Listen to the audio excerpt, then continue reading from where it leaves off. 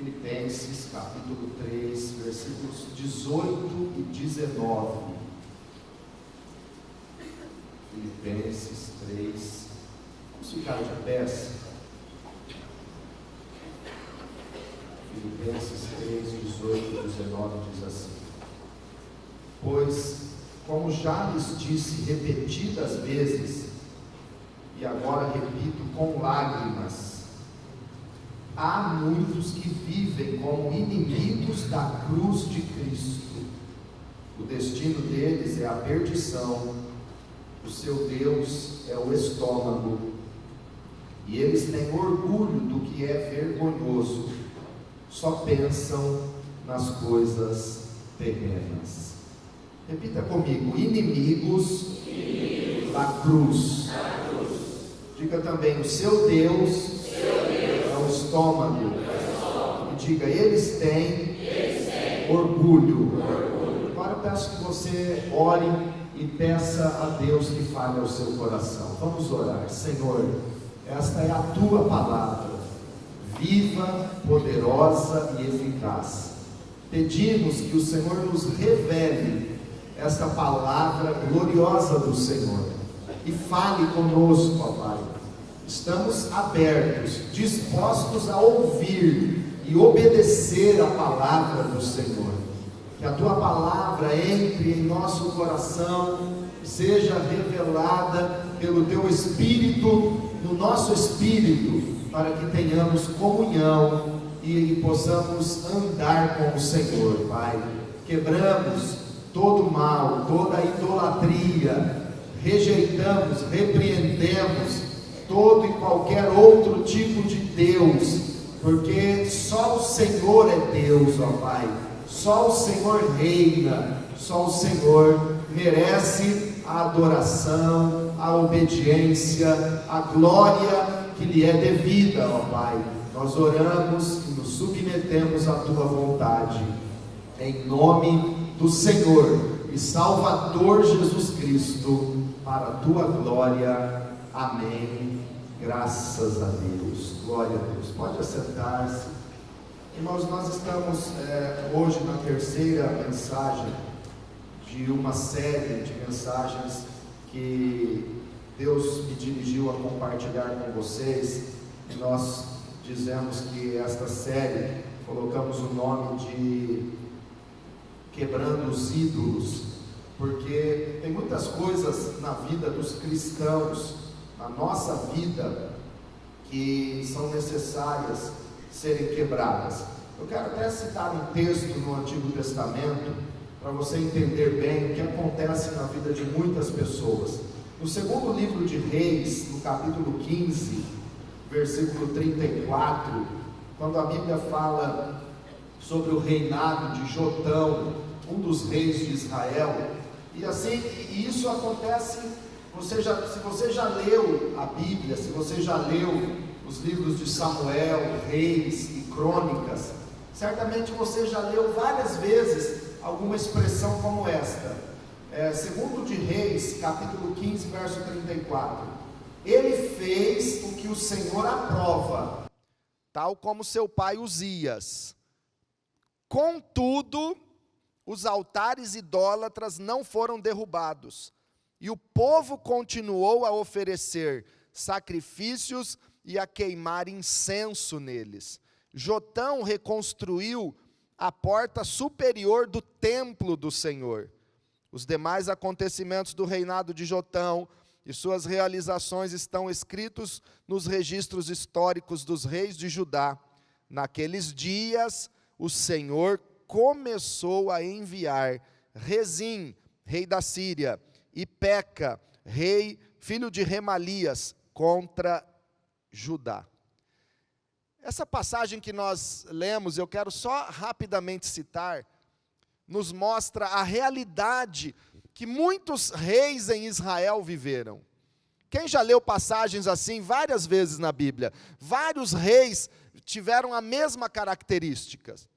Eles fizeram o que agrada ao Senhor.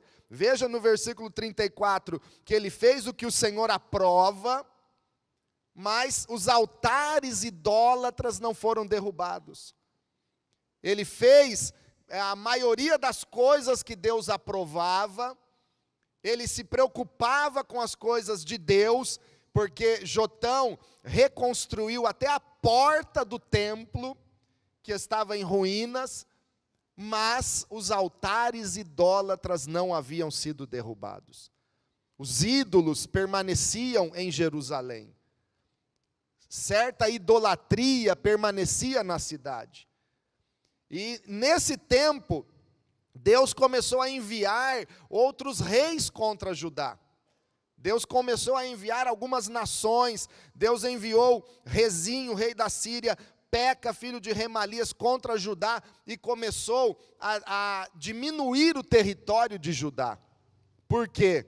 Porque havia idolatria ainda na cidade, havia altares idólatras que desagradavam a Deus. Então é por isso que nós temos que olhar para a nossa vida, e hoje é um dia muito propício para isso, porque estamos diante da mesa da ceia do Senhor, e Deus nos convida a examinar a si mesmos, e então comer deste pão e beber deste cálice, porque muitas vezes nós podemos estar como este e outros reis em Israel, que de certa forma até faziam o que agradava a Deus, mas algumas coisas ainda continuavam em desagrado à vontade de Deus. Certas idolatrias ainda continuavam. E nós temos visto nas últimas semanas alguns tipos de idolatria na Bíblia que acontecem na vida do crente. Hoje o perigo da idolatria para nós cristãos não é uma imagem, uma escultura diante da qual nós vamos nos ajoelhar, porque nós repudiamos isso segundo as Escrituras. Mas o perigo da idolatria para nós é aquilo que nós temos visto nas Escrituras. A cobiça, que é um ídolo interior, é idolatria. A desobediência, que é uma falta de adoração somente a Deus. Os nossos desejos e a nossa vontade se tornam superiores à vontade de Deus. E hoje eu quero tratar com você sobre mais um tipo de idolatria, que é a idolatria do eu. A idolatria da pessoa. Diga, idolatria do eu. Como isso acontece, irmãos? Quando o nosso eu, o nosso ego, a nossa pessoa se torna mais importante do que Deus. Quando o egoísmo, quando a nossa vida é mais importante para nós do que a presença e a glória de Deus, aí nós caímos nesse sério engano. Eu tenho duas figuras aqui que eu quero que você observe. A gente ensinava isso nos meus primeiros passos com Cristo. E eu não sei se hoje, eu creio que hoje ainda está na linha vermelha, esses dois desenhos. Quem fez a linha vermelha, estudou alguma coisa assim? O eu no trono, esse círculo representa a nossa vida. E todas essas bolas, essas bolinhas, representam áreas da nossa vida. E a cadeira lá no centro representa o trono do nosso coração. Quem está no governo da nossa vida. Nesta figura nós vemos o eu, a letra E lá na cadeira, o eu, o ego, a vontade pessoal, o homem, está no centro, está no comando, está no trono. E Cristo está fora da nossa vida. Então todas as coisas ficam bagunçadas, todas as áreas da nossa vida ficam confusas, ficam cheias de conflitos, porque o eu está no centro, o eu está no trono.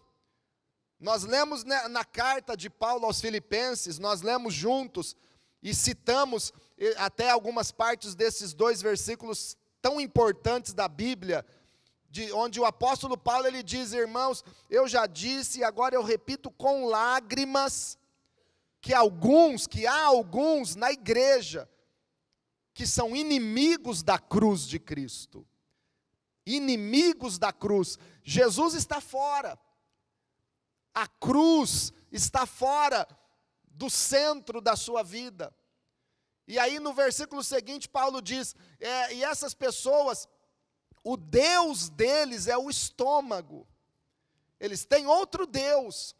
Veja em Filipenses 3,19, onde a palavra de Deus diz, Paulo escrevendo para a igreja de Filipe, para a igreja dos filipenses, que eles tinham um outro Deus.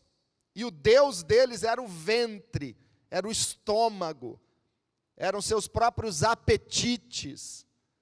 Então o eu, o seu desejo, o seu apetite, está no trono, está no centro. E esse versículo ainda diz que essas pessoas têm orgulho. Ele tem orgulho das coisas vergonhosas. Então quando a gente fala de orgulho, soberba, arrogância, isso nada mais é do que o eu no centro. O eu está no trono. O ego, a própria pessoa. O Deus se torna os seus próprios desejos, satisfazer a sua própria vontade. Então, comece a entender, irmãos, o que é a idolatria do eu. É quando o foco da nossa vida é a nossa própria vontade, os nossos próprios desejos e o nosso próprio eu. E aí nós temos uma outra figura que representa a vida de uma pessoa em que Cristo está no trono. Eles não são inimigos da cruz de Cristo, mas amam a cruz, estão crucificados com Cristo. Aí nós vemos a cruz no trono, Jesus no centro, e o eu fora do trono. O eu está ali, mas ele não está no comando. Nós temos que amar a nós mesmos, sim, mas não é o centro das atenções. O centro, o comando, a direção e o domínio tem que ser Jesus, tem que ser a cruz. E aí todas as áreas da nossa vida representadas nessas bolinhas estão em ordem, estão administradas pelo Senhor e vão bem, estão em paz. Não há mais desordem, não há mais confusão na nossa vida, quando Cristo está no centro de todas as coisas. Então nós precisamos quebrar a idolatria do eu. Um outro texto que nos mostra, irmãos, a idolatria do eu, e para que algumas pessoas possam entender melhor, trazendo isso para o seu dia a dia, eu quero ler Lucas 14, Evangelho de Lucas, versículo 14. Veja que característica revela com clareza quando o eu está no centro. Lucas 14, versículo 16 em diante. Jesus respondeu: certo homem estava preparando um grande banquete e convidou muitas pessoas. Diga comigo, grande banquete. Fale para quem está aí do seu lado, grande banquete. Fale para ele ou para ela assim, não era um jantarzinho, era um grande banquete. É isso que está escrito na Bíblia, irmãos. Era uma festinha qualquer? Era um jantarzinho michuruca? Era um grande banquete. Era a festa do ano. Era a festa mais esperada. Certo homem estava preparando um grande banquete e convidou muitas pessoas. Na hora de começar, enviou seu servo para dizer aos que haviam sido convidados. O convite tinha sido mandado com antecedência. Veja o contexto. Convidou muitos, antecipadamente. 2 meses antes, 3 meses antes. A festa estava preparada. Quando chegou o momento, ele mandou o seu servo para lembrar, para dizer aos que tinham sido convidados: venham, pois tudo já está pronto. venham. Não é assim que Deus faz conosco, irmãos? Nós vamos para o céu, há uma nova morada para nós. Jesus disse: eu vou preparar lugar para vocês. Na casa de meu Pai há muitas moradas. Aleluia! Jesus nos convidou antecipadamente. Nós fomos convidados para o evento mais glorioso da eternidade, que é o encontro com o Senhor nos ares, as bodas do Cordeiro, e estar eternamente com o Senhor. Na casa do Pai há muitas moradas. E sempre Ele nos manda um lembrete: olha, há um lugar para você na casa do Pai. Vamos estar com Deus. Mandou o seu servo: venham, tudo já está pronto. Versículo 18, mas eles começaram, um por um, a apresentar, o que eles apresentaram? Desculpas. O primeiro disse: acabei de comprar uma propriedade e preciso ir vê-la, por favor, desculpe-me. Outro disse: acabei de comprar 5 juntas de bois e estou indo experimentá-las, por favor, desculpe-me. Ainda outro disse: acabo de me casar, por isso não posso ir. O servo voltou e relatou isso ao seu senhor. Então o dono da casa irou-se e ordenou ao seu servo: vá rapidamente pelas ruas e becos da cidade e traga os pobres, os aleijados, os cegos e os mancos. Os convidados começaram a dar desculpas. Eu não posso porque eu comprei 5 juntas de bois, eu não posso ir. Eu comprei uma propriedade, eu não posso ir. Eu me casei, eu não posso ir. O que são desculpas? Desculpa é quando você tem uma prioridade e não quer abrir mão dela para aceitar um convite. Agora, nós precisamos olhar o contexto, que não era um convitezinho comum e qualquer, feito todo dia e toda hora. Não era um convite para ir tomar um sorvete ali na esquina. Era um convite importante. Mas as ocupações deles eram mais importantes do que o convite do rei. Eram mais importantes do que o compromisso do reino. Sabe quando nós verificamos que o eu está no trono? Quando a gente dá uma desculpa na obra de Deus, porque os nossos compromissos pessoais, a minha propriedade, meu trabalho, meu casamento, meu isso, meu aquilo, é mais importante do que o chamado do rei. São desculpas. Desculpas são minhas prioridades mais importantes do que as tuas, do que as prioridades do reino. São desculpas. Eu não posso porque eu tenho que fazer isso, eu não posso porque eu tenho que fazer aquilo. Quem é que está no trono?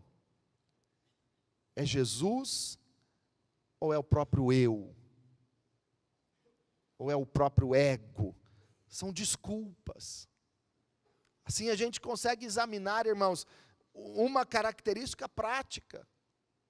Sou convidado, tenho um chamado. Quantos aqui já sentiram um dia um chamado de Deus, não de homem, para fazer a obra, e Deus lhe confiou grandes coisas?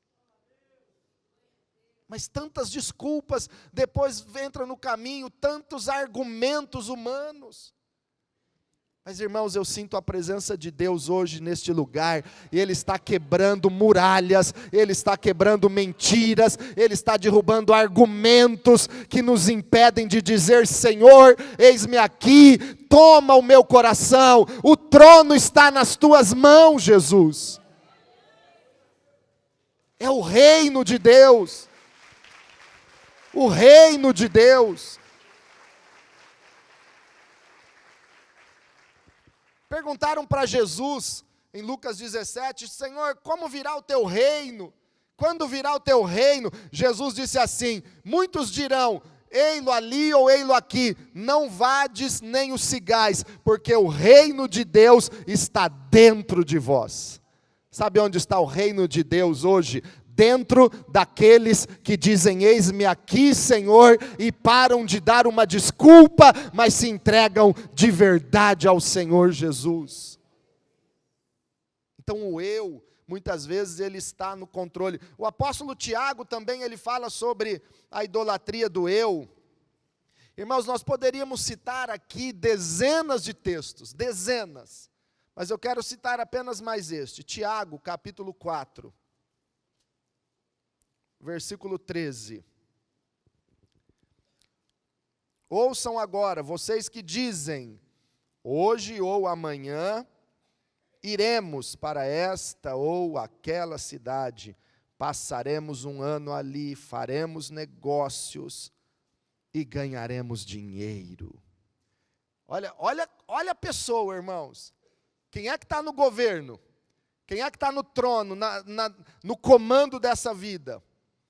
Hoje ou amanhã iremos para esta ou aquela cidade, passaremos um ano ali, faremos negócio, ganharemos dinheiro. Deus não mandou fazer. Deus não mandou ir para lá ou para cá, fazer isso ou fazer aquilo, mas a pessoa está no comando, ela decide. Ela decidiu: eu vou fazer isso, eu vou fazer aquilo, eu vou negociar, eu vou vender, eu vou comprar. É o eu no comando. Eu quero isso, eu quero aquilo, passaremos um ano ali, faremos isso ou aquilo, ganharemos muito. Versículo 14. Vocês nem sabem o que lhes acontecerá amanhã. Vocês nem sabem o que lhes acontecerá amanhã. Qual é a sua vida? Vocês são como a neblina que aparece por um pouco de tempo e depois se dissipa.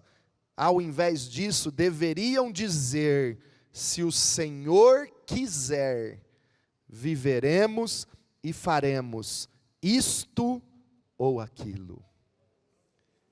Levante a sua mão e diga: se o Senhor quiser. Irmãos, está faltando muito isso para os crentes.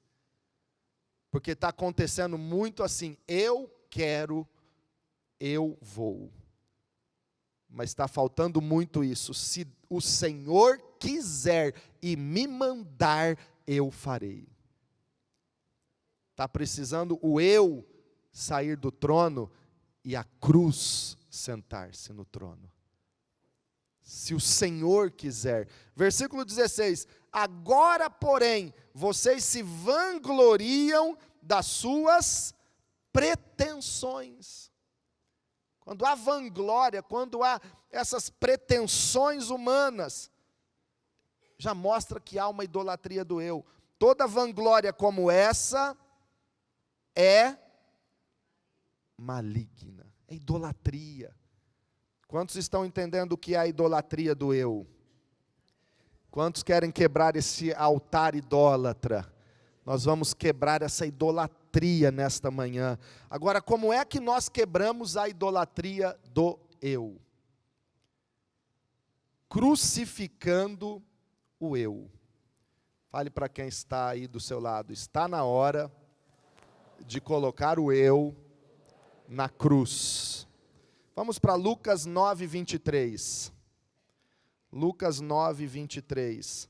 Olha como acabar com a idolatria do eu. Lucas 9, 23.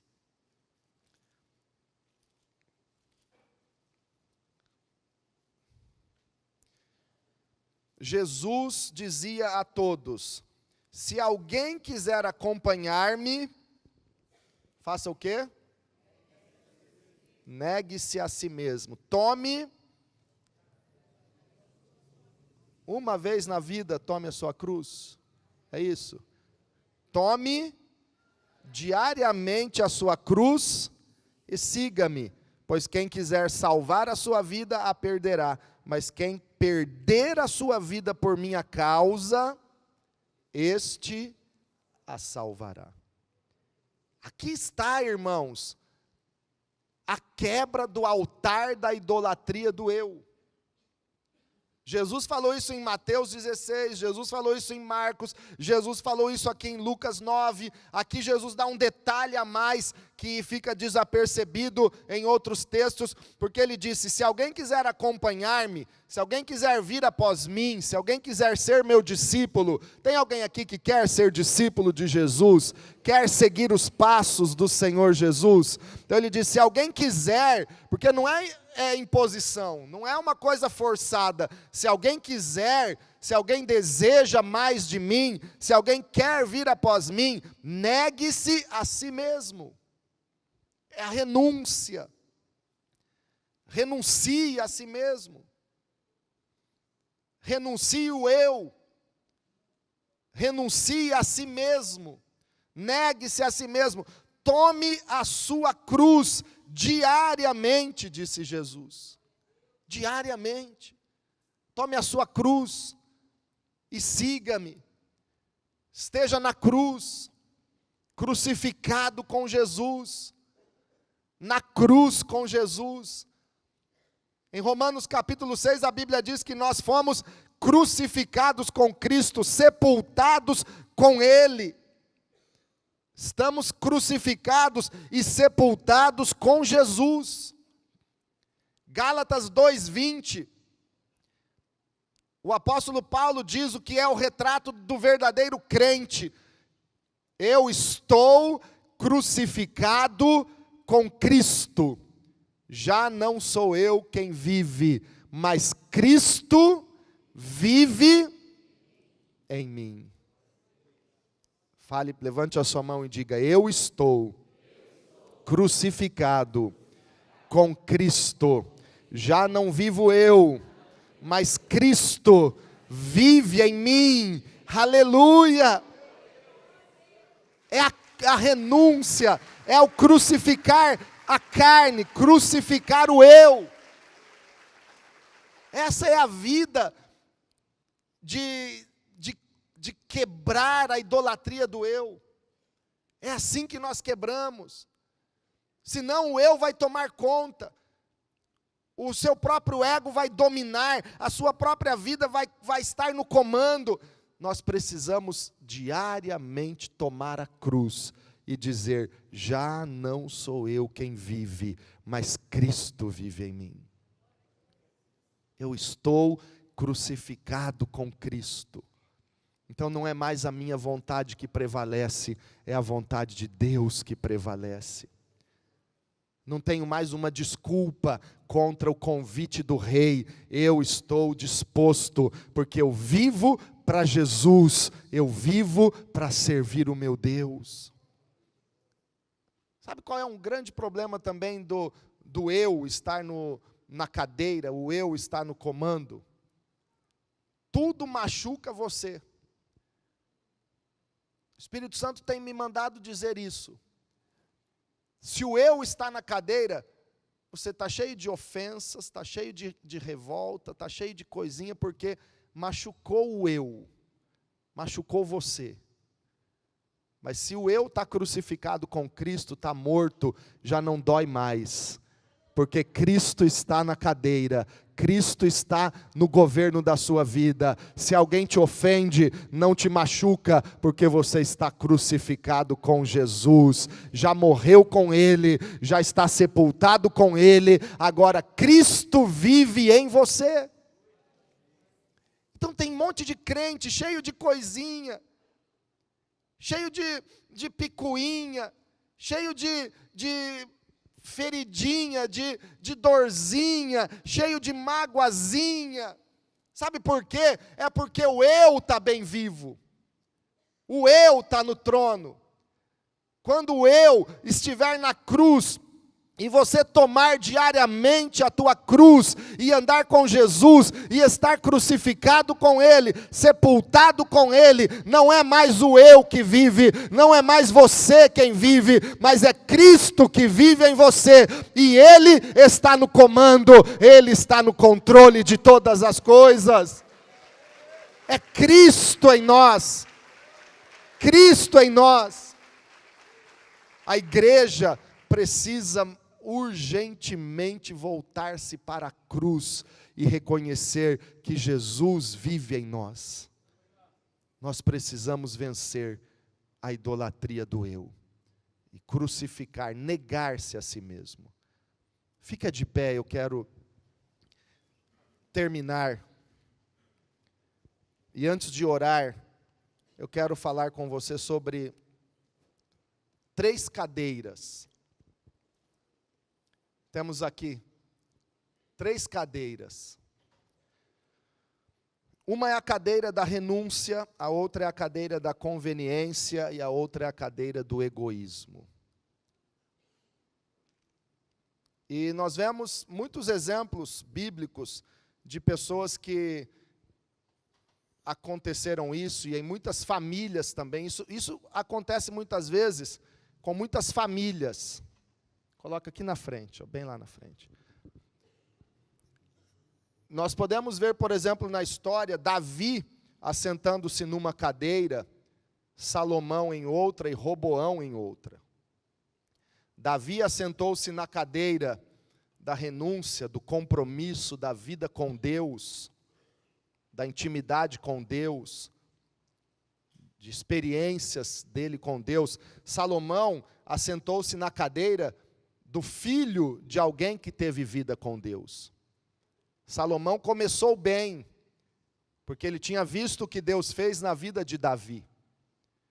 Salomão começou com temor, com sabedoria, mas terminou mal, porque ele não tinha renúncia, ele não sentou na cadeira da renúncia, ele sentou na cadeira da conveniência, ele sentou na cadeira de ter visto as experiências do seu pai, mas ele não permaneceu e não perseverou com Deus, terminou mal, terminou na idolatria. E o filho de Salomão, Roboão, sentou-se na cadeira pior de todas, do egoísmo.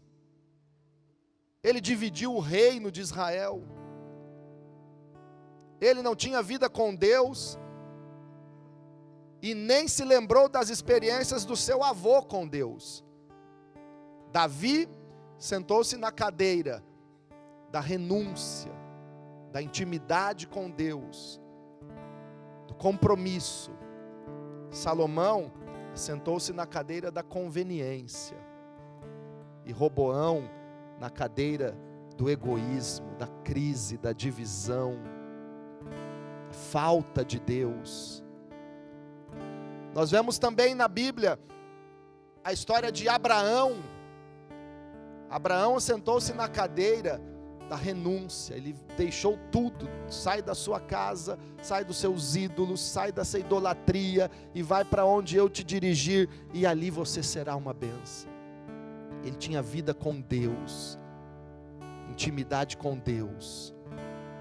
Isaac, até certo ponto, ele viveu baseado nas experiências do seu pai, e parece que teve uma vidinha meio sem sal, sem açúcar, até um determinado momento.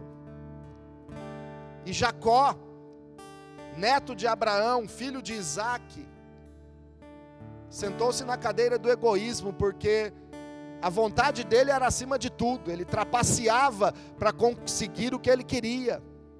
Ele negociava com o irmão para ter o direito da primogenitura. Ele enganou o pai, ele mentiu para o pai, porque ele queria a bênção do pai. Era o eu no centro das atenções.